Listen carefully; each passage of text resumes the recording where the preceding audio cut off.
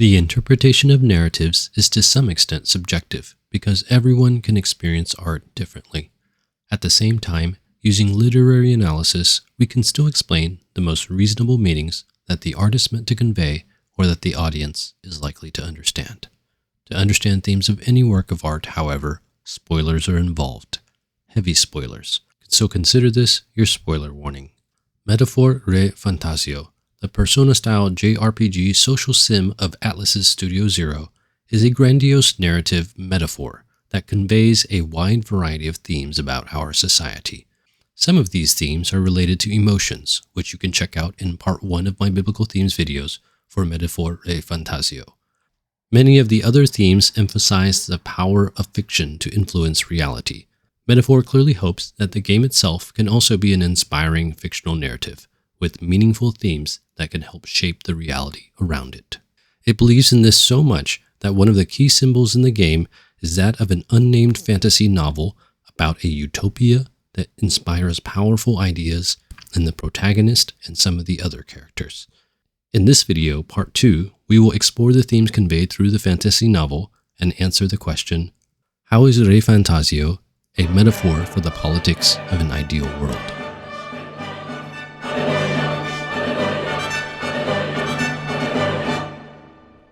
The first theme discussed in the utopian fantasy novel for today's video is that of religious freedom in an ideal world. This idea is highlighted through the conflicts between the state religion of Uchronia, sanctism, and the various religious beliefs that are discriminated against. Ujis, for example, have the most discreet of the distinct beliefs. They are the only tribe that cremate their dead, believing that the burning releases the soul into the beyond, an implication that the Ujif have their own beliefs about the afterlife. The Elda, too, are implied to believe different things than the Sanctists because of their more complete historical records, including that of pre-Igniter magic. By this benign tenet, history was obscured, and the Elda denounced. The religion of the Mustari is the one most heavily discriminated against due to their worship of their dragon god.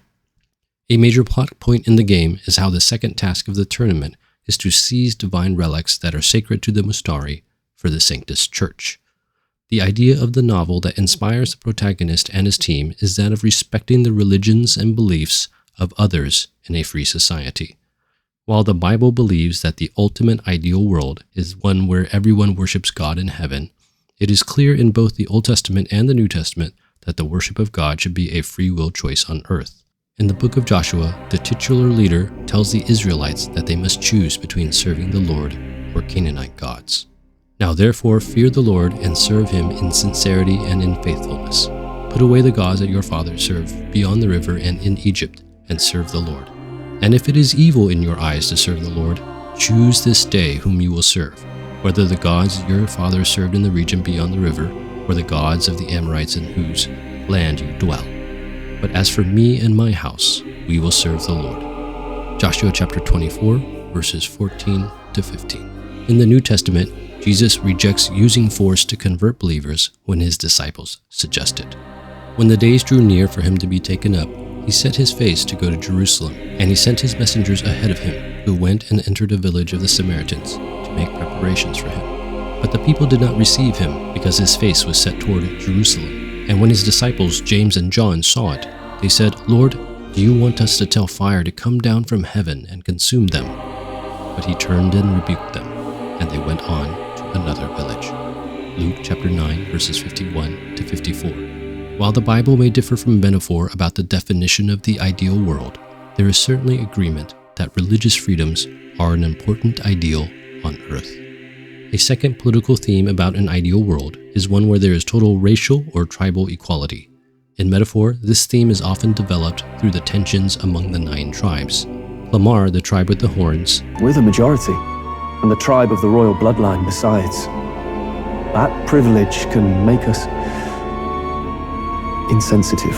Rusant, the tribe with the pointed ears, Rogue, the tribe of extremely dark and extremely light complexions, and the Ishkia, the tribe with the wings, are generally considered to have higher social status than the other 5 tribes. However, this usually results in them oppressing many members of the other 5. The Nydia are in the middle, being accepted but somewhat stereotyped against in negative ways, such as being deceptive. We Nydia, we were all liars, you know. Everyone told us we were inherently worthless. The Parapus and the Ujif are often treated poorly due to their animal-like appearances.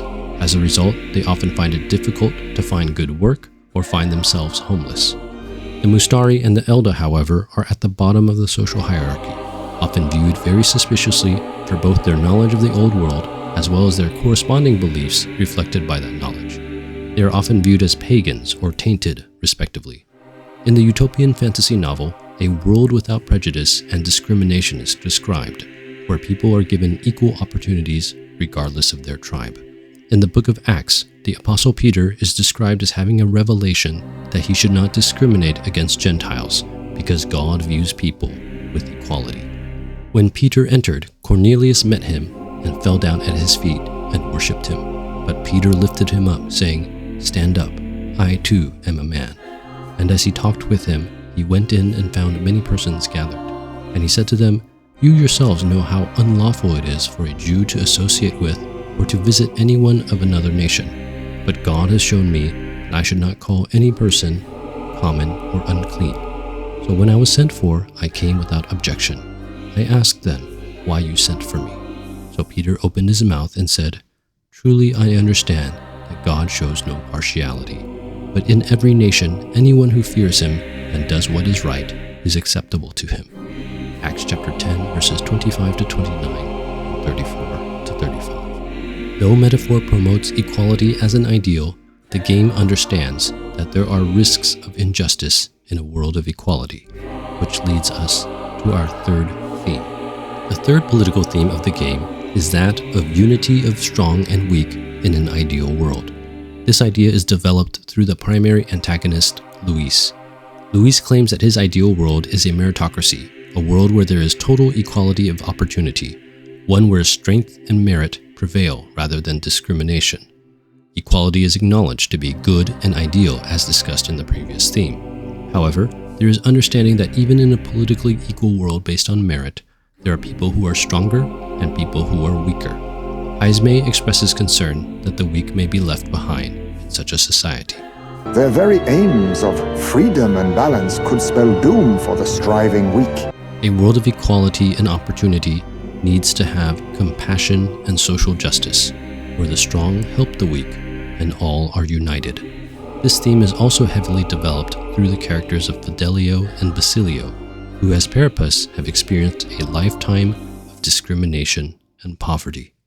As a result, they are loyal followers of Count Luis, who accepts them on their merit without discrimination.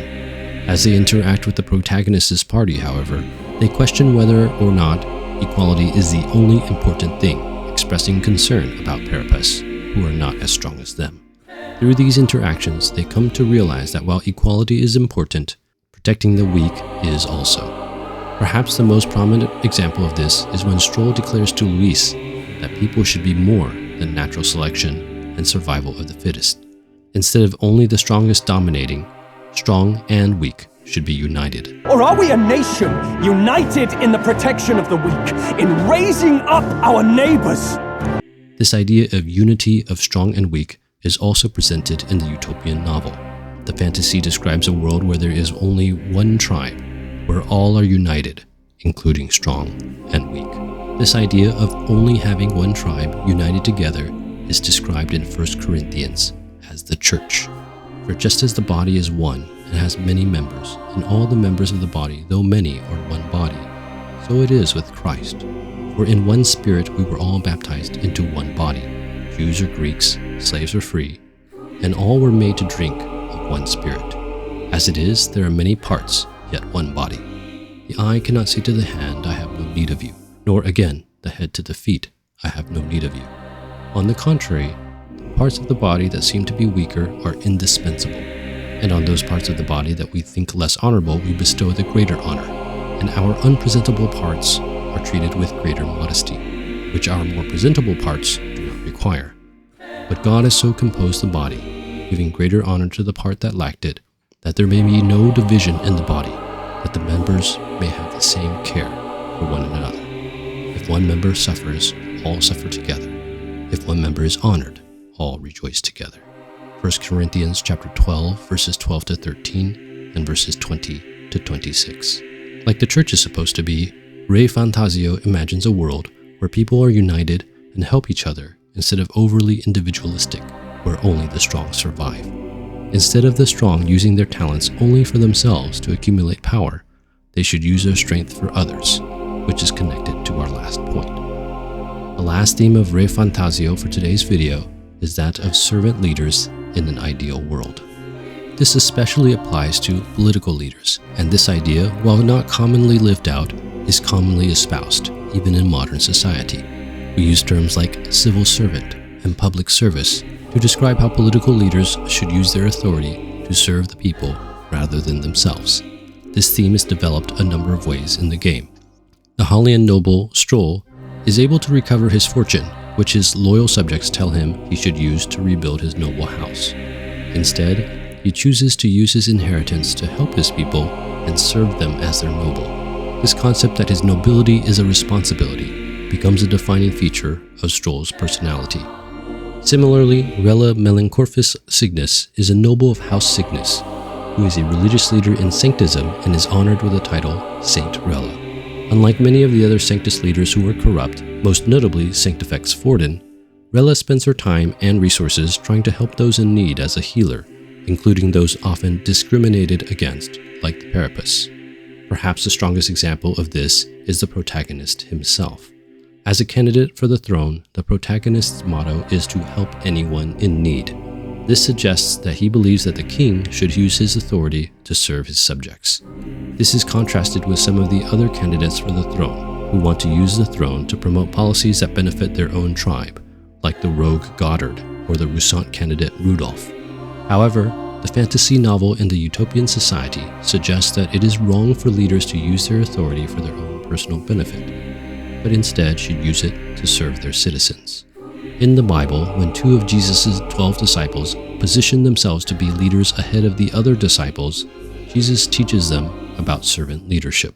And James and John, the sons of Zebedee, came up to him and said to him, "Teacher, we want you to do for us whatever we ask of you." And he said to them, "What do you want me to do for you?"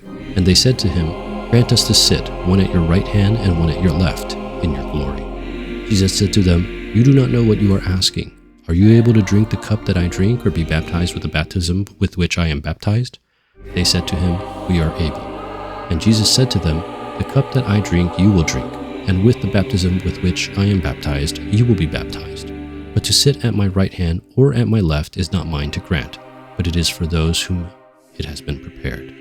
And when the 10 heard it, they began to be indignant at James and John. And Jesus called them to him and said to them, "You know that those who are considered rulers of the Gentiles lord it over them, and their great ones exercise authority over them. But it shall not be so among you. But whoever would be great among you must be your servant, and whoever would be first among you must be slave of all.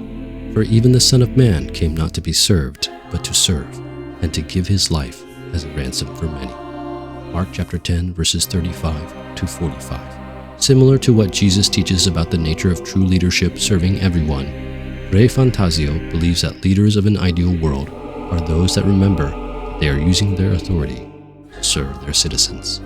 metaphorrefantazio, as its title may suggest, is a game that uses numerous metaphors to develop a plethora of themes relevant to our society.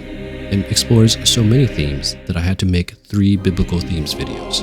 In the first video, we discussed themes related to the power of emotions, which you can check out in part 1 of my biblical themes video for ReFantazio. In this video, we discussed how the game uses the symbol of the fantasy novel to make certain political statements that are not meant to be partisan towards specific political parties in the real world, but are instead meaningful and applicable to us in a more general way. In the final video, part 3, we will take a look at how the game is a metaphor for a messianic king. That's all I have for you in this video. Bless you guys. Thank you so much for watching. I really appreciate it. If this video blessed you in some way, please consider watching some of my other videos, subscribing, or sharing with me some of your thoughts in the comments below.